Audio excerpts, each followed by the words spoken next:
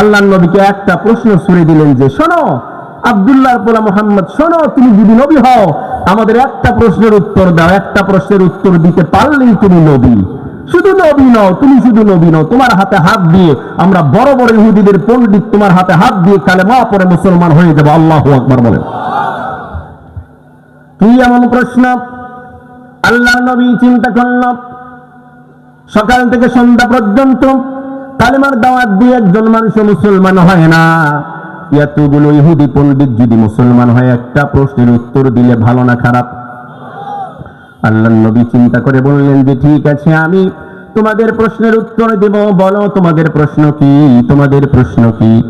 ইহুদিদের মধ্য থেকে একজন দাঁড়িয়ে গিয়ে ডাক দিয়ে বলল, আব্দুল্লাহর পোলা মুহাম্মাদের আজ থেকে 500 বছর আগে জাহিলিয়াতের যুগে আল্লাহ রাব্বুল আলামিন একজন নবী পাঠিয়েছেন যার নামে ঈসা রুহুল্লাহ। ঈসা নবী দুনিয়ার মধ্যে আসছে, কিন্তু ঈসা নবীর মা আছে, বাবা নাই। ও আব্দুল্লাহর পোলা মুহাম্মদ, শোনো রে শোনো, ঈসা নবী দুনিয়ার মধ্যে আসলো, বাবা ছাড়া কেমনে আসে? বাবা ছাড়া কেমনে একজন মানুষের জন্ম হয়? আমাদের বিশ্বাস হয় না, আমরা মানি না, মানি না, মানি না, বিশ্বাস করি না। ও আব্দুল্লাহর পোলা মুহাম্মদ, তুমি যদি নবী হও আর তোমার কাছে যদি ওহী আসে, আল্লাহর কাছে জেনে নাও, ওহীর মাধ্যমে জেনে আমাদেরকে জানাও ঈসা নবী বাবা ছাড়া কেমনে দুনিয়ার মধ্যে আসলো। এই উত্তর যদি দিতে পারো রে মুহাম্মদ, তোমাকে নবী বলে মানব, শুধু নবী বলে মানব না রে মুহাম্মদ, তোমার হাতে হাত দিয়ে তাওহীদের কালেমা পড়ে মুসলমান হয়ে যাব। কি জোরে বলেন আল্লাহু আকবার। আল্লাহর নবী মেহরাবের মধ্যে বসে গেল, চোখ দুইটা বন্ধ করে মাথাটা নিচু করে দিল। আল্লামা জালালউদ্দিন সুয়ুতী রাহমাতুল্লাহি আলাইহি তার কিতাবের মধ্যে বলেন, আল্লাহ নবীর এত সম্মান, এত মর্যাদা আল্লাহ রাব্বুল আলামিন দিয়েছেন। আল্লাহর নবী যখন চোখ বন্ধ করত, মাথাটা নিচু করে দিত, সাথে সাথে আল্লাহর নবীর মনের খবরগুলো 7 তবক আসমান ভেদ করে আল্লাহর বাড়ি আরশে মুআল্লায় চলে যেত।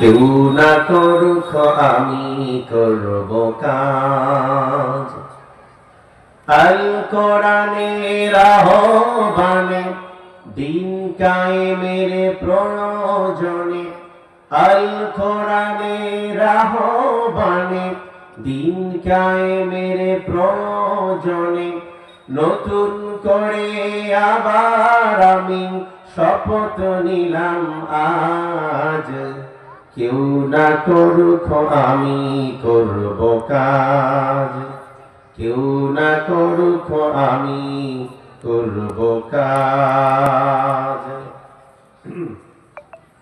ধর্মবাহী মানব সেবা সংগঠনের উদ্যোগে কবরস্থান প্রতিষ্ঠায় দারুস সুন্নাহ ইসলামিয়া আরবিয়া মাদ্রাসার হাফেজ ছাত্রদের পাগড়ি প্রদান উপলক্ষে ঐতিহাসিক তাফসীরুল কোরআন মাহফিলের সুযোগ্য সম্মানিত শ্রদ্ধাভাজন সভাপতি, আমার সম্মানিত উস্তাজ, হাজারো আলেমের উস্তাজ, উস্তাজুল আসাতিজা জনাব মাওলানা আবু তাহের বরকতুল্লাহ সাহেব, আতালাল্লাহু উমরাহু ওয়া বারাকাল্লাহু ফি হায়াতি, সকলে বলি আল্লাহুম্মা আমিন। অধ্যক্ষ ধর্মীবাড়ি লতিফ রাজিয়া ফাজিল ডিগ্রি মাদ্রাসা, আজকের মাহফিলের প্রধান অতিথি এবং প্রধান বক্তা, আন্তর্জাতিক খ্যাতি সম্পন্ন মুফাসসিরে কোরআন, বিশিষ্ট ইসলামী চিন্তাবিদ, শিক্ষাবিদ, মিডিয়া ব্যক্তিত্ব, ইসলামিক স্কলার জনাব আলহাজ মাওলানা আব্দুল্লাহ আল আমিন সাহেব হাফিজাহুল্লাহ আকরামাহুল্লাহ, আল্লাহ রাব্বুল আলামিন তার এই গোলামকে আমিরকে কোরআনের জন্য কবুল আর মঞ্জুর করুন, সকলে বলি আল্লাহুম্মা আমিন। মঞ্চে উপবিষ্ট জাতির শ্রেষ্ঠ সন্তান নায়েবে রাসূল হযরত উলামায়ে کرام, আমার সামনে বসা পিতৃতুল্য মুরব্বিয়ান ইজাম, যুবক ভাইরা, শিক্ষক মণ্ডলী, সুশীল সমাজ, আসতে পারে গণপ্রজাতন্ত্রী বাংলাদেশ সরকারের গোয়েন্দা বিভাগের সম্মানিত কর্মকর্তা কর্মচারী, সুপ্রিয় সাংবাদিক ভাইয়েরা, পুলিশ প্রশাসনের সম্মানিত ভাইয়েরা, পর্দার অন্তরালের মা বোনেরা, সকলকে আবারও হৃদয় নিংড়ানো সালাম, আসসালামু আলাইকুম ওয়া রাহমাতুল্লাহি ওয়া বারাকাতুহু। শুকরিয়া আদায় করছি সেই মহান আল্লাহ সুবহানাহু ওয়া তাআলার দরবারে, যিনি আমাদেরকে অত্যন্ত দয়া করে, মেহেরবানি করে, ভালোবেসে এই অঞ্চলের অসংখ্য অসংখ্য মানুষের মধ্য থেকে বাছাই করে যাচাই করে রাতের বেলা, শীতের সময়, ঠান্ডার সময় আল্লাহ রাব্বুল আলামিন আপনাকে আমাকে কোরআনের জন্য কবুল করেছেন। খুশি না বেজার? মনে রাখবেন, কোরআনের জন্য আল্লাহ রাব্বুল আলামিন সবাইকে কবুল করেন না।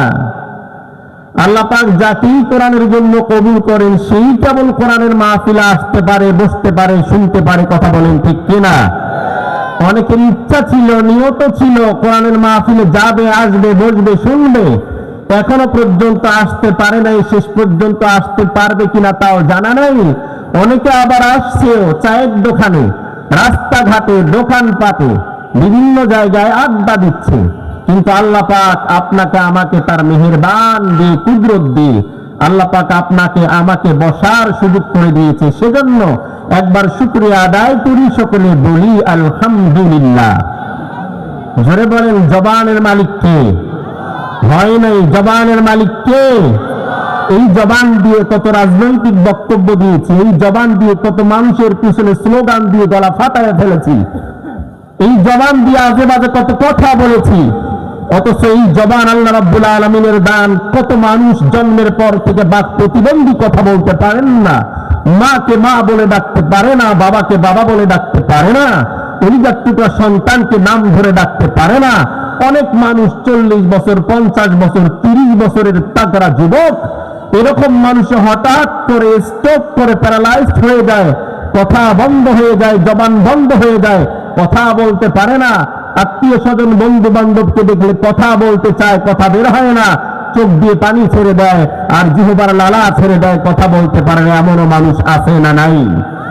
জন্মের পর থেকে পর্যন্ত আপনার আমার জবান সচল রেখেছেন একজন, তিনি কে? আরো জোরে বলতে হবে, তিনি কে? ওই আল্লাহ রাব্বুল আলামিনের নাম তার একবার নেন, জোরে বলি আলহামদুলিল্লাহ। রব্বানা লাকাল হামদ হামদান কাসীরান তাইয়িবান মুবারাকান ফীহি। দরুদ সালাম পেশ করছি মানবতার মুক্তির মহান দিশারি, নির্যাতিত মানবতার নবী, বঞ্চিত মানবতার নবী, উসওয়ায়ে হাসানা, সর্বকালের সর্বযুগের সর্বশ্রেষ্ঠ মহামানব, সর্বকালের সর্বযুগের সর্বশ্রেষ্ঠ রাষ্ট্রনায়ক, সর্বকালের সর্বযুগের সর্বশ্রেষ্ঠ রাজনীতিবিদ, ইমামুল আম্বিয়া, একটি আধুনিক, সুখী, সমৃদ্ধশালী, সন্ত্রাস নৈরাজ্যবিহীন কোরআন আল কারীমের সমাজ ব্যবস্থা প্রতিষ্ঠার রূপকার, দুজাহানের ব্যারিস্টার, ইমামুল আম্বিয়া, নবিয়ুনা জনাবে মুহাম্মাদুর রাসূলুল্লাহ। আরো একবার সাল্লাল্লাহু। আমি পবিত্র কোরআন আল কারীমের সূরা আলে ইমরানের 46 নং আয়াত কারীমা তিলাওয়াত করেছি। তিলাওয়াতকৃত আয়াত থেকে আমি কথা বলতে চাই, যদি আপনাদের অনুমতি পাই। রাজি আছেন সবাই? যারা বলি আলহামদুলিল্লাহ। কথা বলার যোগ্যতা আমার নাই, ওই ইলম, ওই কণ্ঠ একটাও নাই। আমার ওস্তাদ আমার পাশে বসা, আমার অসংখ্য ওস্তাদ নিচের মধ্যেও বসা আছে, উপরেও আসবে অনেকেই, আলহামদুলিল্লাহ। এখানে কথা বলার মতো যে ইলম দরকার, যে যোগ্যতা দরকার, এটা আমার নাই। তারপরে আমি বসেছি। আমি বিশ্বাস করি আপনাদের মতো মানুষগণ যদি আমার জন্য একটু দোয়া করে, আল্লাহ পাক অল্প সময় হলেও কোরআন থেকে কথা বলার তৌফিক দান করবে। সকলে একটু দোয়া করে দেন, সকলে বলুন আল্লাহুম্মা আমিন। আরো একবার বলুন আল্লাহুম্মা আমিন। এলোমেলো কথা বলার সুযোগ নেই, একেবারে আলোচনায় চলে যাই। সবাই আমার সঙ্গে পড়ুন, আউযু বিল্লাহি মিনাশ শাইতানির রাজীম, বিসমিল্লাহির রাহমানির রাহিম, ওয়ায়ুকাল্লিমুন নাস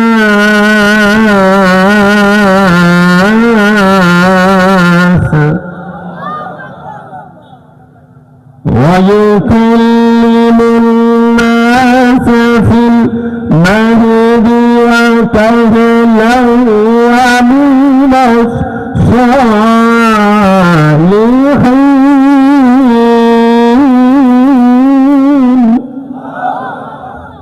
সূরা আলে ইমরান 46 নং আয়াত কারীমা।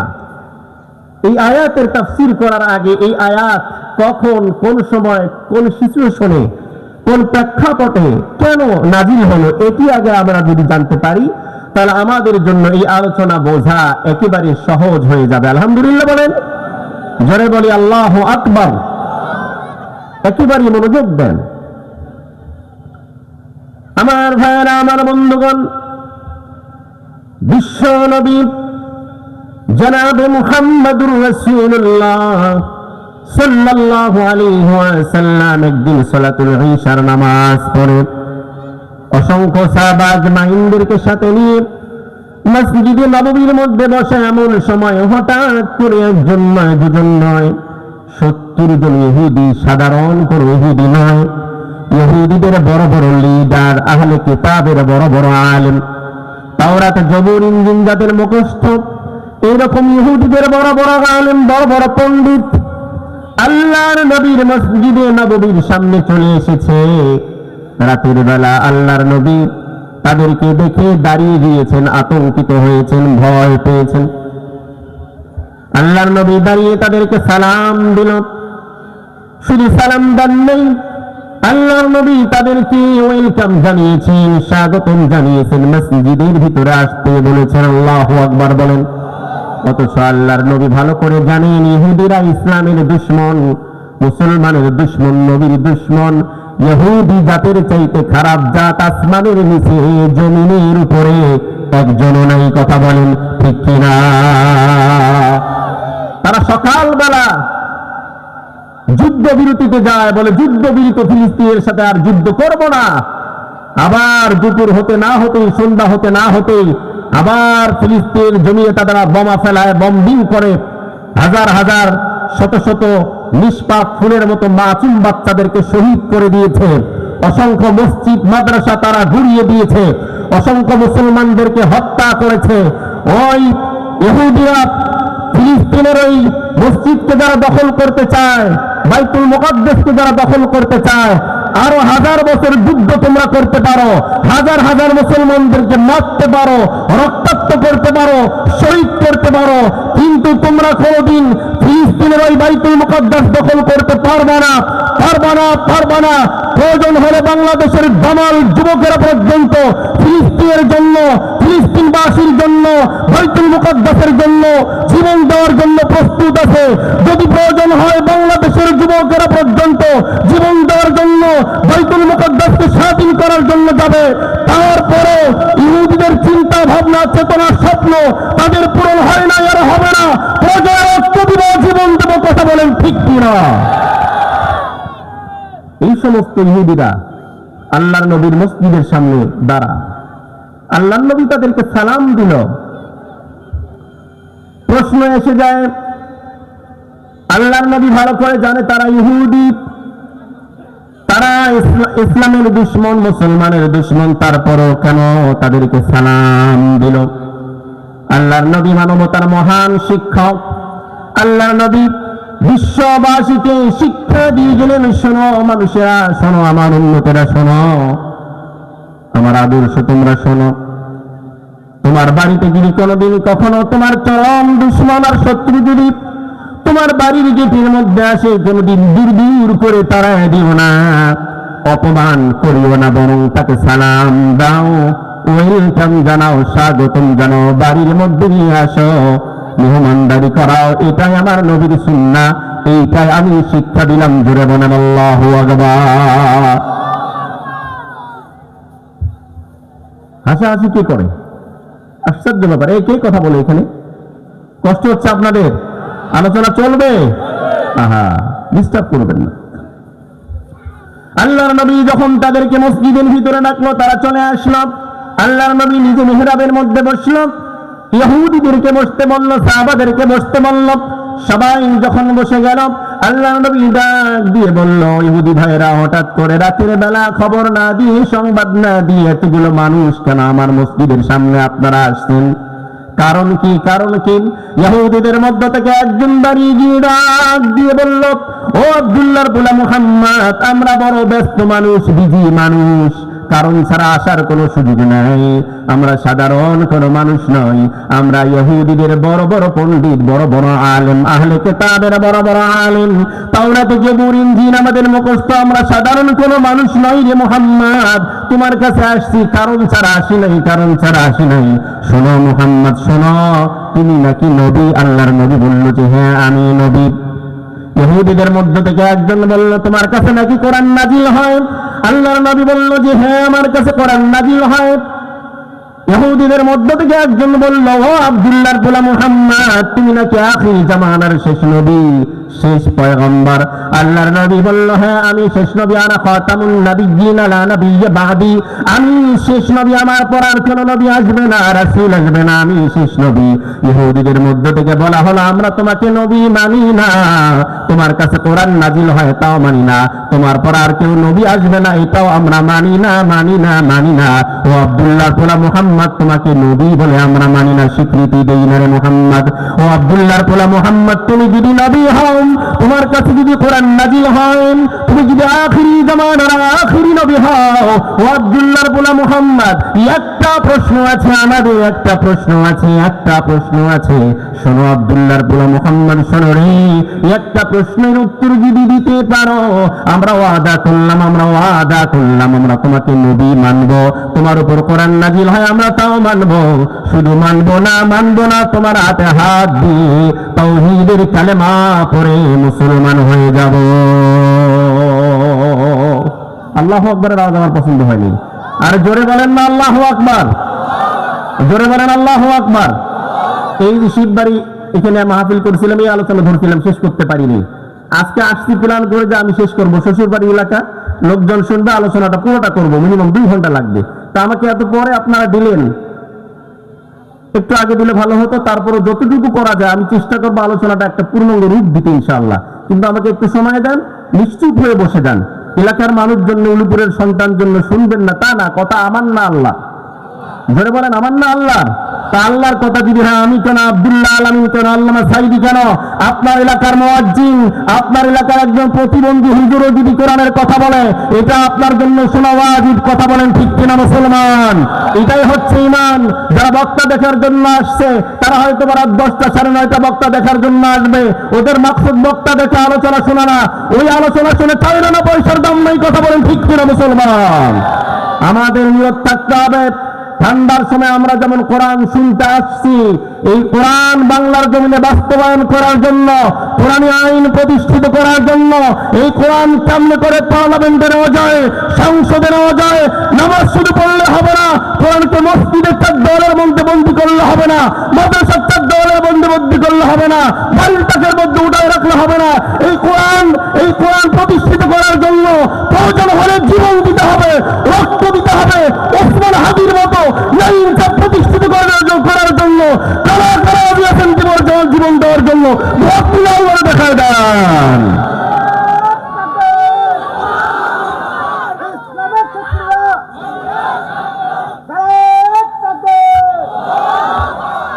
ওসমান হাদি চলে গিয়েছে, ওসমান হাদিকে যারা মেরেছে তারা শান্তি পায় নাই। কারণ ওসমান হাদি দুনিয়ার থেকে চলে যাওয়ার পর, শাহাদাত বরণ করার পর, বাংলাদেশের প্রত্যেকটা ঘরের সন্তানেরা, নওজোয়ান যুবকেরা শপথ করেছে, ওয়াদাবদ্ধ হয়েছে যে ওসমান হাদির চাপ প্রতিষ্ঠিত করতে পারে নাই। আমরা প্রত্যেকটা যুবক ওসমান হাদি হয়ে গেলাম, প্রয়োজন হলে ওসমান হাদির মতো জীবন দেব, কিন্তু না ইনসাফ বাংলার জমিনে প্রতিষ্ঠিত করেই ছাড়বো ইনশাআল্লাহ। কথা বলেন ঠিক কিনা? খুব মনোযোগ দেবেন। ইহুদিরা আপনার আবার বন্ধু না শত্রু বলেন? আল্লাহর নবীর বন্ধু না শত্রু? ইহুদিরা আল্লাহর নবীকে নবী মানে না, আল্লাহর নবীর কাছে কোরআন নাজিল হয় তাও মানে না। আল্লাহর নবীকে একটা প্রশ্ন ছুড়ে দিলেন যে শোনো আব্দুল্লাহর পোলা মুহাম্মদ, শোনো তুমি যদি নবী হও আমাদের একটা প্রশ্নের উত্তর দাও, একটা প্রশ্নের উত্তর দিতে পারলেই তুমি নবী। শুধু নবী নও, তুমি শুধু নবী নও, তোমার হাতে হাত দিয়ে আমরা বড় বড় ইহুদিদের পণ্ডিত তোমার হাতে হাত দিয়ে কালেমা পড়ে মুসলমান হয়ে যাবো। আল্লাহু আকবার বলেন।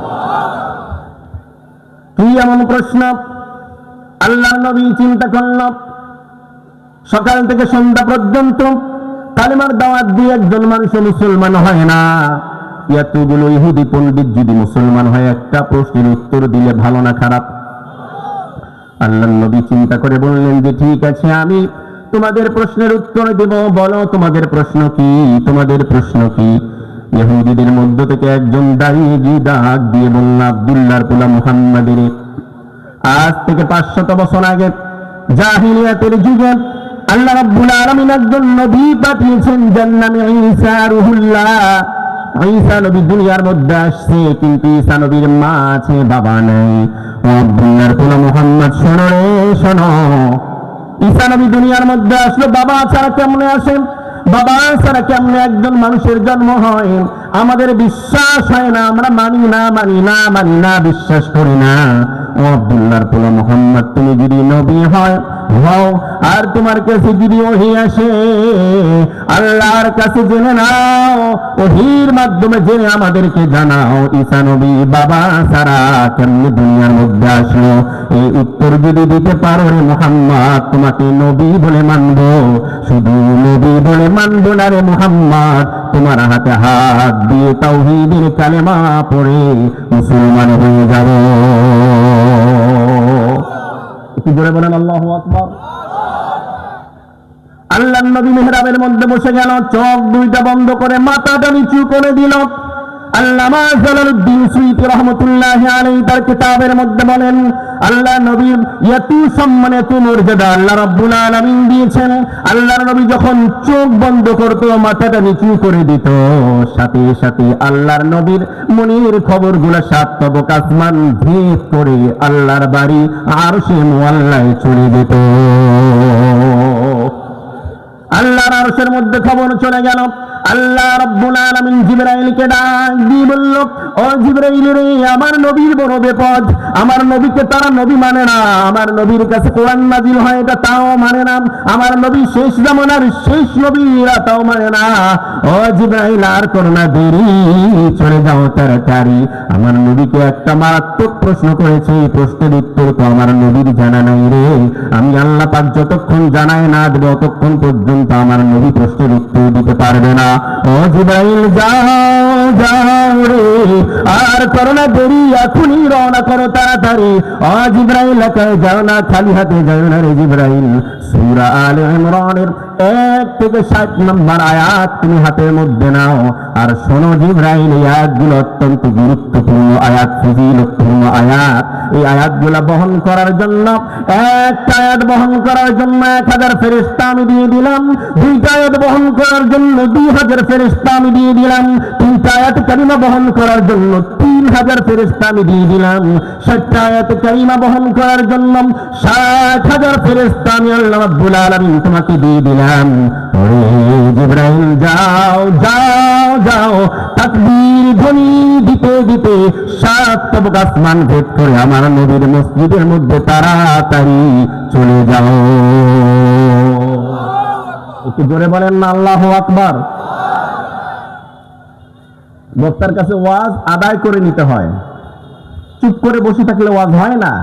টিউবওয়েল ঠান্ডা দিন যত জোরে চাপ মারবেন, যত চাপ দিবেন অত গরম পানি আসে না নাই বলেন?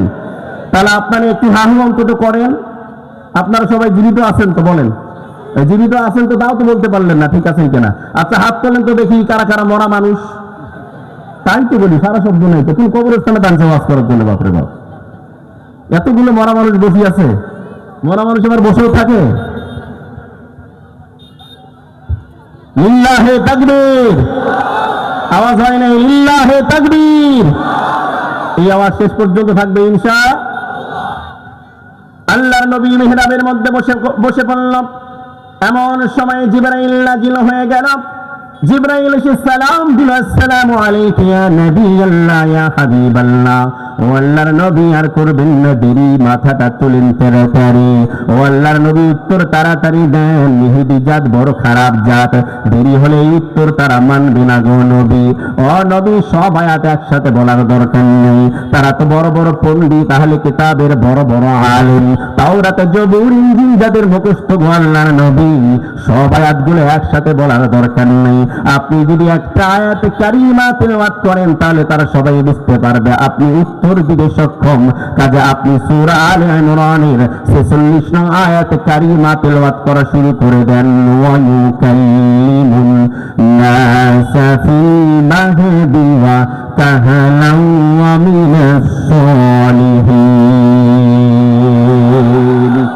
আল্লাহর নবী যখন আয়াত কারিমা তেলাওয়াত করা শুরু করে দিল, ইহুদিরা খামোশ হয়ে গেল, নিশ্চুপ হয়ে গেল, বসে গেল। তারা বুঝতে পারলো অবশ্যই মুহাম্মদ উত্তর দিতে পারবেন। আল্লাহর নবী ডাক দিয়ে বলল, ওয়ায়ুকাল্লিমুন নাস। আল্লাহর নবী ডাক দিয়ে বলল, ইহুদি ভাইরা তোমরা প্রশ্ন করেছো একটা, সবাই বলেন কয়টা? একটা প্রশ্ন করেছ। শোনো শোনো শোনো, যে নবী সম্পর্কে প্রশ্ন করেছ এই নবী হচ্ছে, এই নবীর নাম হচ্ছে ঈসা রুহুল্লাহ। আজ থেকে 500 বছর আগে যার জন্ম, যার মা ছিল বাবা ছিল না, ঈসা নবী জন্মগ্রহণ করেছে দুনিয়ায়। 500 বছর পরে আমি মুহাম্মদ দুনিয়ার মধ্যে জন্মগ্রহণ করেছি। ঈসা নবী আর মুহাম্মদ নবীর মাঝখানে অন্য কোন নবী নাই। ঈসা নবী আর নবী মুহাম্মদ আমরা দুইজন ভাই ভাই। একজন ভাইয়ের খবর আর একজন ভাইয়ের কাছে থাকবে, এটাই স্বাভাবিক। শোনো ইহুদিরা শোনো রে, আমার ভাইয়ের খবর আমার কাছেই আসবে। তোমরা প্রশ্ন করেছো একটা, আরো 2টা প্রশ্ন নাও, মোট 3টা প্রশ্নের উত্তর তোমাদেরকে দিতে চাই। জোরে বলেন আল্লাহু আকবার। ওয়ায়ুকাল্লিমুন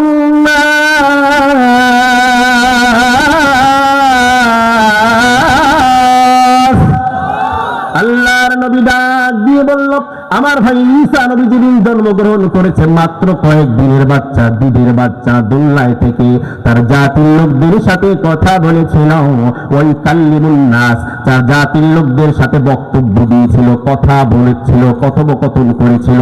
প্রথম নাম্বার কথা হলো, আমার ভাই জন্মগ্রহণ করার পরই দুধের বাচ্চা, দোল্লার বাচ্চা, মাত্র 2-1 দিনের বাচ্চা কেমন করে তার জাতির লোকদের সাথে কথা বলল, কি কথা বলল, কি বক্তব্য দিল, এটা হচ্ছে 1 নাম্বার প্রশ্ন। রে ইহুদিরা শোনো, আমার ভাই সম্পর্কে তোমরা যে তথ্য জানতে চেয়েছো, আরো তথ্য নাও। আমার ভাই সাধারণ কোনো মানুষ নয়, ঈসা নবী সাধারণ কোনো মানুষ নয়। আল্লাহ রাব্বুল আলামিন তাকে নবুয়তি দিয়ে দুনিয়ার মধ্যে পাঠিয়েছেন। তিনি জন্মের পরেই তার জাতির লোকদের সাথে কথা বলেছিল। জোরে বলেন আল্লাহু আকবার। ফিল মাহদি ওয়া কাহালা,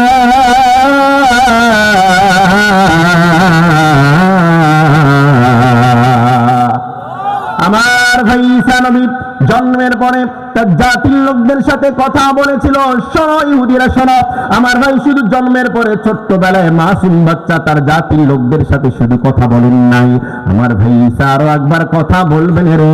আল্লাহ রাব্বুল আলামিন ঈসা নবীকে মুসলমানের জন্য, শেষ জামানার মুসলমানদের জন্য রিজার্ভ ফোর্স বানিয়ে আল্লাহ রাব্বুল আলামিন ঈসা রুহুল্লাহ আলাইহিস সালাতু ওয়াস সালামকে চতুর্থ আসমানের মধ্যে রেখে দিয়েছেন। যত সময় আল্লাহ রাব্বুল আলামিন আরো একবার ঈসা নবীকে দুনিয়ার মধ্যে পাঠাবে, কখন পাঠাবে, কোন সময়ে পাঠাবে, কার পক্ষে কথা বলবে আর কি কথা বলবে আর কাদের বিপক্ষে কথা বলবে, আমার ভাই শুধু ছোট্টবেলায় কথা বলেন নাই রে, আমার ভাই আরো একবার কথা বলবেন, আরো একবার দুনিয়ার মধ্যে আসবেন। ছোট্টবেলায় নরম নরম সুরে কথা বলেছিল, ছোট্ট বাচ্চা কচি জবানে নরম কথা বলেছিল। আমার ভাই ঈসা যখন আর একবার আসবে, সেদিন নরম কথা বলবে না, কচি জবানে কথা বলবে না, সেদিন খুব শক্ত কথা বলবে, জিহাদের ভাষায় কথা বলবেন। ইল্লাহে তাকবীর। আল্লাহু আকবারের স্লোগান দিয়ে তাম পৃথিবীর জমিনগুলো প্রকম্পিত করবে। ঈসা নবীর সৈনিকের দল হবে যারা মাথার পাগড়ি খুলে কোমরের মধ্যে বাঁধবে, তারা সেদিন লিল্লাহে তাকবীর দিয়ে রাজপথে যখন নামবে, ইহুদিরা পালাতে বাধ্য হবে। ইহুদিরা পালিয়ে পাহাড়ের নিচের মধ্যে যাবে, গাছের নিচের মধ্যে যাবে, পাথরের নিচের মধ্যে যাবে। পাথর ডাক দিয়ে বলবে, ও আল্লাহর নবী। পাথর ডাক দিয়ে বলবে, ও মুসলমানেরা, আমার নিচে একটা ইহুদি আছে, ধরো মারো, টুকরা টুকরা করবো করো।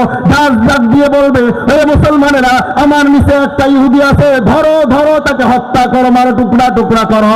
পাহাড় ডাক দিয়ে বলবে, হে মুসলমানেরা, আমার নিচে একটা ইহুদি আছে, ধরো ধরো তাদেরকে ধরো, মারো, টুকরা টুকরা করো। সেই দিন আর দেরি নয়, দেরি নয়, দেরি নয়।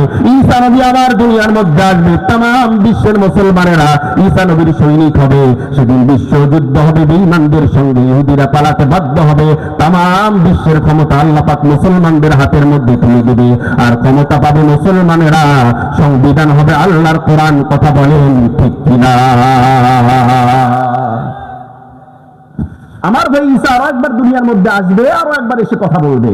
তাহলে ছোট্টবেলায় একবার কথা বললো, আবার আর একবার এসে কথা বলবে। তাহলে ছোটবেলার কথা কি হলো, কেমনে কথা বললো, কাদের সাথে কি কথা বললো, আবার আরেকবার আসবে, এসে কি কথা বলবে, কাদের সাথে কথা বলবে, তাদের পক্ষে তাদের বিপক্ষে কথা বলবে। এই যে দুইটা প্রশ্ন। আর মেন প্রশ্ন হচ্ছে আল্লাহর নবী ঈসার মা আছে, বাবা? কথার জবাব নাই তো আপনাদের? বাবা আছে নাকি? আলোচনা কি চলবে? আমার ভাইয়েরা, আমার বন্ধুগণ, খুব মনোযোগ দেন। ঈসা নবীর মায়ের নামটা সবাই বলেন, মারিয়াম। বলেন বলেন। মারিয়াম নামে কোরআনুল কারীমের মধ্যে আল্লাহ পাক একটা সূরা নাজিল করেছে, মারিয়ামকে সম্মানিত করেছে।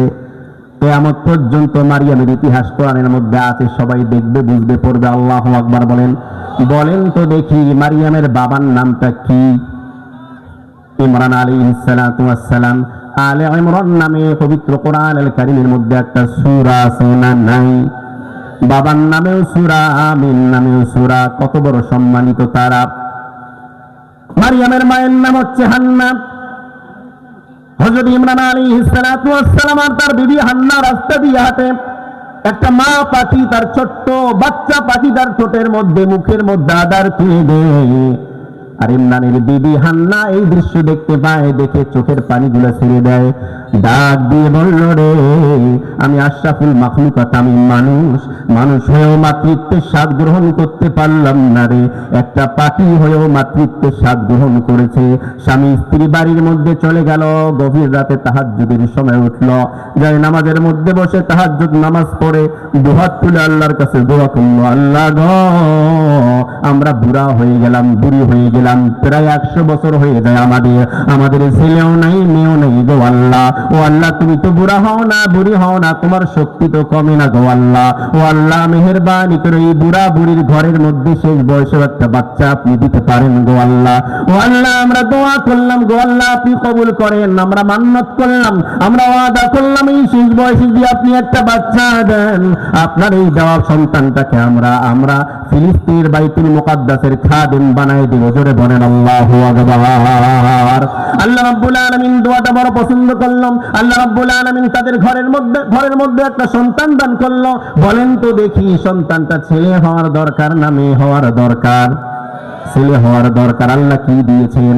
আল্লাহ মেয়ে বাচ্চা দিয়েছেন। মেয়ে বাচ্চা যখন হলো, স্বামী স্ত্রী চিন্তায় পড়ে গেল, আহারে মেয়ে বাচ্চা দিয়ে করবোটাকে, আমরা তো বাইতুল মুকাদ্দাসের খাদেম বানাতে চাই।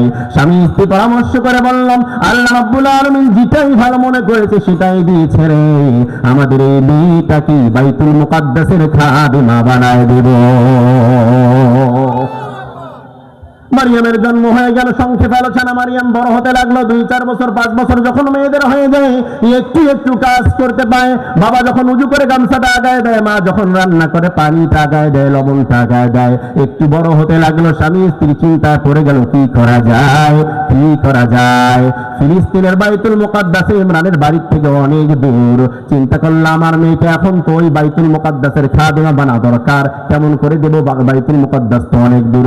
চিন্তায় পড়ে গেল, চিন্তা করে বের করলো বাইতুল মুকাদ্দাসের পাশের বাড়িটা যার, জাকারিয়া নবী নাম তার।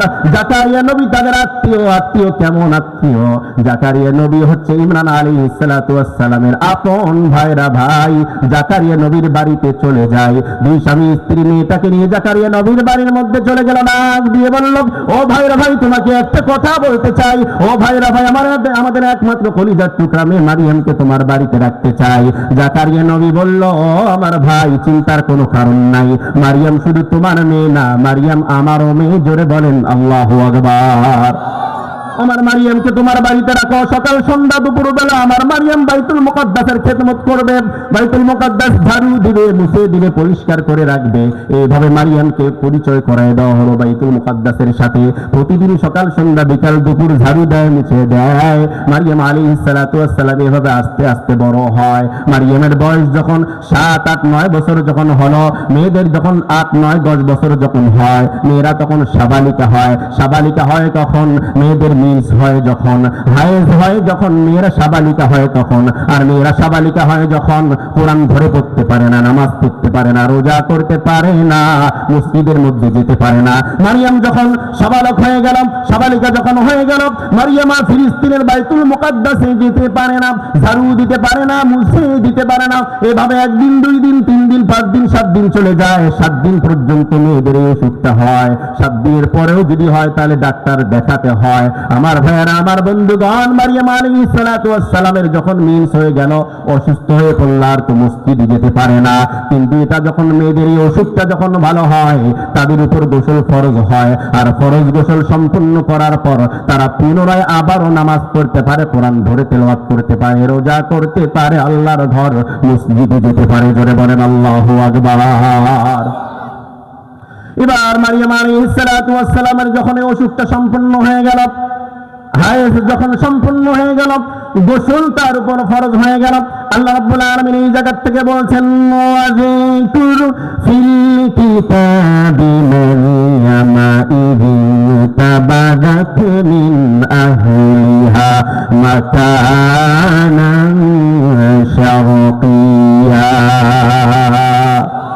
মারিয়াম যখন অপবিত্র অবস্থায় যখন গোসল সম্পন্ন করার জন্য চলে গেল, ওয়াযকুর ফিল কিতাবি মারিয়াম, ও নবী আপনি এই জায়গা থেকে ঘটনা বলেন, ইহুদিদেরকে আপনি প্রশ্নের উত্তর দেন। ওয়াযকুর ফিল কিতাবি মারিয়াম ইয তাবাদাত মিন আহলিহা মাকানান শারকিয়া। মারিয়াম গোসল করার জন্য, পবিত্রতা অর্জন করার জন্য পূর্ব দিকে নির্জন স্থানে যখন চলে গেল। একদল মুফাসসিরিন ইকরাম বলে, নির্জন স্থান পূর্ব দিক কোনটা? যে ফিলিস্তিনের গোসলখানা ফিলিস্তিনের পূর্ব দিকে, অর্থাৎ বাইতুল মুকাদ্দাসের পূর্ব দিকে যে গোসলখানাটা ছিল, এটার কথা একদল মুফাসসির বলেছে। আর একদল মুফাসসির ইকরাম বলে যে না না না, তার খালু জাকারিয়া নবীর বাড়ির গোসলখানা ছিল পূর্ব দিকে, সেই গোসলখানার কথা বলা হয়েছে। যেটাই হোক, যে কোনো একটা তো হবে। মারিয়াম যখন পবিত্রতা অর্জন করার জন্য গোসলখানার ভিতরে প্রবেশ করলো, দরওয়াজাটা যখন লাগায় দিল, রন্নাটা যখন খুললো, রন্নাটা খোলার পর চতুর্দিকে সুন্দর করে গুজিয়ে দিল, যাতে করে চেষ্টা করলেও বাহির থেকে কেউ না দেখতে পারে। জোরে বলেন আল্লাহু আকবার। মারিয়াম আলাইহিস সালাতু ওয়াস সালাম এবার গোসল করবে। এবার পানি নিয়ে মাথার মধ্যে দিবে, গায়ের মধ্যে দিবে, গোসলটা সম্পন্ন হয়ে যাবে। গোসলখানার মধ্যে গেলে আমাদের নানান চিন্তা মাথার মধ্যে আসে। অনেক যুবক তো গোসলখানার মধ্যে গিয়ে গান গায়, আছে না নেই? জোরে বলেন আছে না নেই? গান গায়। মারিয়াম চিন্তা করতেছে, আরে আমি কয়েকদিন আগে ছিলাম নাবালিকা, এখন হয়ে গেলাম সাবালিকা। মেয়েরা সাবালিকা হয় যখন, তাদের বাবার মাথার মধ্যে চিন্তা আসে তখন, আরে সাবালিকা তো হয়েই গেল মেয়েটা, কখন একটা ভালো ছেলে পাবো, ছেলের হাতে তুলে দিব, বাবাদের টেনশন আছে না নাই? মারিয়াম যখন গোসলখানার মধ্যে গেল, গোসলখানার মধ্যে প্রবেশ করার পর মারিয়াম আলাইহিস সালাতু ওয়াস সালাম নানান টেনশন করতেছে। আরে কয়েকদিন আগে ছিলাম নাবালিকা, এখন হলাম সাবালিকা। সাবালিকা যেহেতু হয়েছি, পর্দা ফরজ হয়েছে কি হয় নাই? এখনকার মেয়েরা ডিগ্রি পড়ে, তারপরও পর্দা ফরজ হয় না। এখন বাড়াইছে 1 পিস, মানে ওটা রন্না নাই, আছে না নাই বলেন? আরে আমাদের দেশটা ডিজিটাল করতে করতে যে কই নিয়ে গেছে রে ভাই, দেশের অস্তিত্ব আর নাই। কথা বলেন ঠিক কিনা? এখানে মুরব্বীরা আছে, ওস্তাদেরা আছে, শ্বশুর বাড়ি এলাকা, বেশি কিছু বলা যাবে না। কথা বলেন ঠিক কিনা? মারিয়াম আলাইহিস সালাতু ওয়াস সালাম চিন্তা করলো, আরে কয়েকদিন আগে ছিলাম নাবালিকা, এখন হলাম সাবালিকা, সাবালিকা হলে যার তার কোলে যেতে পারবো না, যার তার বাড়িতে যেতে পারবো না, যখন তখন যে কোনো জায়গায় যেতে পারবো না, বারণ আছে না নাই? মারিয়াম আলাইহিস সালাতু ওয়াস সালাম গোসল করবে, এই যে নানান চিন্তা মাথার মধ্যে আসছে। মেয়েরা লজ্জা পায় যখন চোখ দুইটা বন্ধ করে, তখন কথা বলেন ঠিক কিনা? আরো জোরে বলেন ঠিক কিনা? মারিয়াম আলাইহিস সালাতু ওয়াস সালাম একটু লজ্জা বোধ করলো। মেয়েরা লজ্জা পায় যখন চোখ দুইটা বন্ধ করে, তখন মারিয়াম মুহূর্তের ভিতরে একটু চোখ পলক দুইটা বন্ধ করেছে, চোখের পাতা দুইটা এক করেছে। এমন সময় আল্লাহ রাব্বুল আলামিন ডাক দিয়ে বলল, ও জিবরাইল রে, আর করো না দেরি, চলে যাও তাড়াতাড়ি, আমার মারিয়ামের গোসলখানায় চলে যাও তাড়াতাড়ি। জোরে বলেন আল্লাহু আকবার। আল্লাহ রাব্বুল আলামিন বলেন, ফাআরসালনা ইলাইহা রূহানা ফাতামাসসালা লাহা বাশারান সাওয়্যা। মুহূর্তের ভিতরেই গোসলখানার মধ্যে জিবরাইল রুহুল আমিন ফেরেশতা চলে আসছে। আল্লাহু আকবার বলেন। বাশারান সাওয়্যা, আল্লাহ রাব্বুল আলামিন তাকে মানব আকৃতি দিয়ে পাঠিয়েছেন। জিবরাইলের তো বিশাল আকৃতি, 600 পাখা, একটা পাখা দিয়ে ঝাপটা দিলে জমিন থেকে আসমানের মধ্যে চলে যায়। জোরে বলেন আল্লাহু আকবার। এই চেহারা, এই আকৃতি নিয়ে যদি মারিয়ামের কাছে আসে, দেখতে দেরি হবে, স্টপ করতে দেরি হবে না, হার্ট অ্যাটাক করতে দেরি হবে না। কথা বলেন ঠিক কিনা? ওই জন্য আল্লাহ রাব্বুল আলামিন জিবরাইলকে, রুহুল আমিন ফেরেশতাকে, বার্তাবাহককে আল্লাহ রাব্বুল আলামিন মানব আকৃতি দিয়ে গোসলখানার মধ্যে পাঠিয়েছেন। একদল মুফাসসিরিন ইকরাম বলে, আল্লাহ রাব্বুল আলামিন 18 বছরের তাগড়া যুবক বানায়া আল্লাহর নবীর চেহারা, নবী মুহাম্মাদের চেহারা দিয়া, আল্লাহর নবী সাল্লাল্লাহু আলাইহি ওয়াসাল্লামের চেহারা ফেস কাটিং দিয়া গোসলখানার মধ্যে পাঠিয়ে দিয়েছেন। জোরে বলেন আল্লাহু আকবার। আরেকদল মুফাসসিরিন ইকরাম ব্যাখ্যা করেন যে না, আল্লাহর নবী ইউসুফ আলাইহিস সালাতু ওয়াস সালামের চেহারা সৌন্দর্য দিয়ে আল্লাহ রাব্বুল আলামিন ইউসুফ নবীর আকৃতি দিয়ে জিবরাইলকে গোসলখানার মধ্যে পাঠিয়ে দিয়েছেন। জোরে বলেন আল্লাহু আকবার।